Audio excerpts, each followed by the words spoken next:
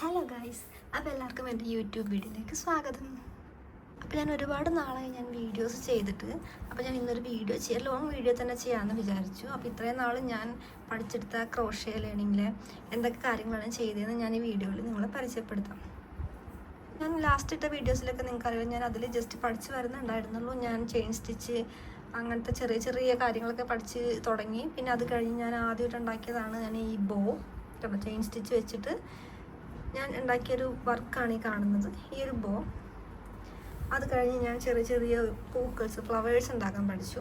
പിന്നെയാണ് ഇതുണ്ട് ഇങ്ങനത്തെ കുഞ്ഞു കുഞ്ഞു ഫ്ലവേഴ്സ്. പിന്നെയാണ് ഞാൻ ഈ നമ്മുടെ മാജിക് റിങ് ചെയ്യാൻ പഠിച്ചത്. മാജിക് റിങ് ഞാൻ ചെയ്തതാണ് ഈ ഒരു മാറ്റ്. അത്ര പെർഫെക്റ്റ് ആയിട്ടില്ല, ഇനി മിസ്റ്റേക്സ് ഉണ്ട്. പക്ഷെ എന്നാലും ഞാനിത് ചെയ്ത് വന്നപ്പോൾ ഭയങ്കര ഭംഗിയായിട്ട് എനിക്ക് തോന്നി.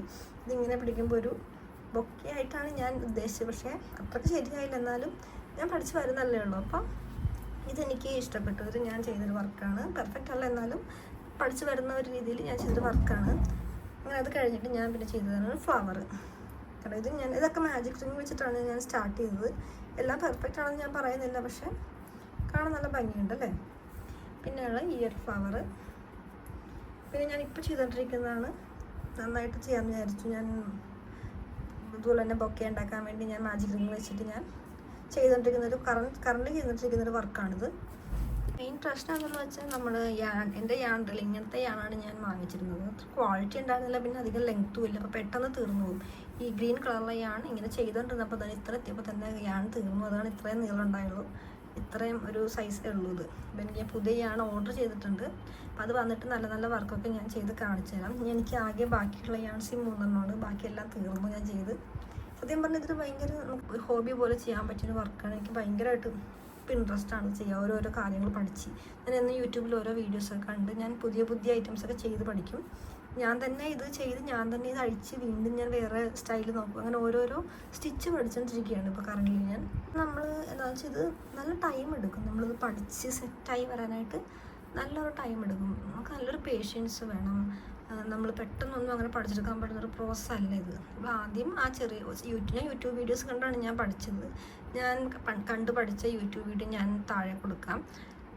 അപ്പോൾ ആ വീഡിയോ കണ്ടിട്ടാണ് ഞാൻ പഠിച്ചു തുടങ്ങിയത്.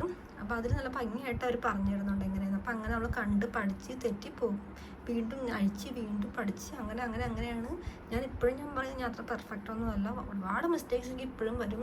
ഇപ്പോഴും ഞാനിങ്ങനെ ചെയ്യുമ്പോൾ ഹുക്ക് ഇങ്ങനെ വിട്ടുപോകാറുണ്ട്, സ്റ്റിച്ച് കറക്റ്റ് ആവാറില്ല. പക്ഷെ അത് നമ്മൾ പ്രാക്ടീസ് ചെയ്ത് മാത്രമേ നമുക്കത് പെർഫെക്റ്റ് ആക്കാൻ പറ്റുള്ളൂ.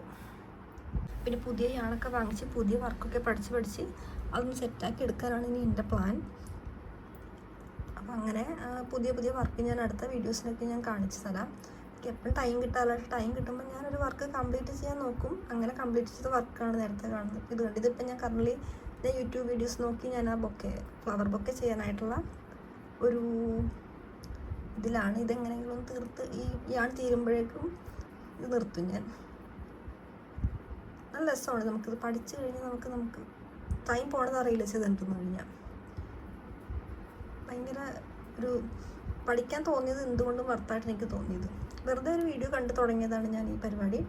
ഒരു യൂട്യൂബ് വീഡിയോ കണ്ടിട്ട് എനിക്ക് തോന്നിയത് കണ്ടിട്ട് കൊള്ളാമല്ലോ, എളുപ്പമാണല്ലോ എന്ന് എനിക്ക് തോന്നി. എളുപ്പമൊന്നും അല്ല കേട്ടോ, പക്ഷേ വീഡിയോയിൽ കാണുന്ന പോലെ ഒട്ടും എളുപ്പമല്ല. ഭയങ്കര സമയം എടുക്കും നമുക്ക് പഠിച്ചെടുത്ത് വരാൻ.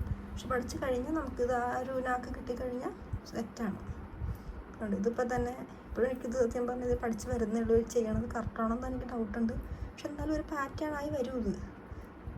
അതുകൊണ്ട് കണ്ടോ സെറ്റായില്ല, ഉണ്ടോ ഇത്ര എത്തിയിട്ടുണ്ട്, ഉണ്ടോ കറക്റ്റാണെന്ന് എനിക്കറിയില്ല, പക്ഷെ ഇങ്ങനെ ആയി വന്നിട്ടുണ്ട്.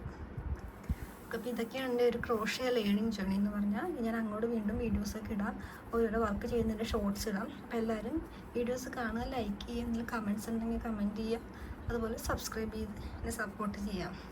അടുത്ത വീഡിയോയിൽ വീണ്ടും കാണാം. ബൈ.